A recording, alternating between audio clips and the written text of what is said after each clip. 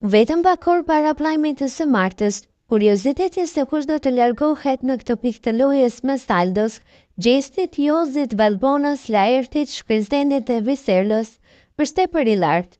Sondazhe të shumta janë hapur për të pyetur publikun se kush do të largohet, dhe numrin më të lartë të votave për të larguar e ka Jozi me 816 vota. I ndjekur nga Viserlo me 563 vota, më pas Laerti dhe Valbona si konkurenti vetëm, me 137 vota, të ndjekur nga Aldo me 104 vota, Gjesti me 74 vota, dhe në fund Shkëndzeni me 72 vota për të larguar. Megjithatë, rezultatet ndryshojnë nga momenti në moment, ashtu siç ndryshojnë edhe dinamikat e lojës.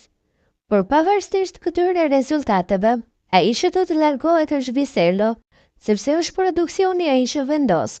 Dhe Viserlo nuk ka më se çfarë t'i jap në shtëpi, edhe debatet e tij janë bërë të lodhshme.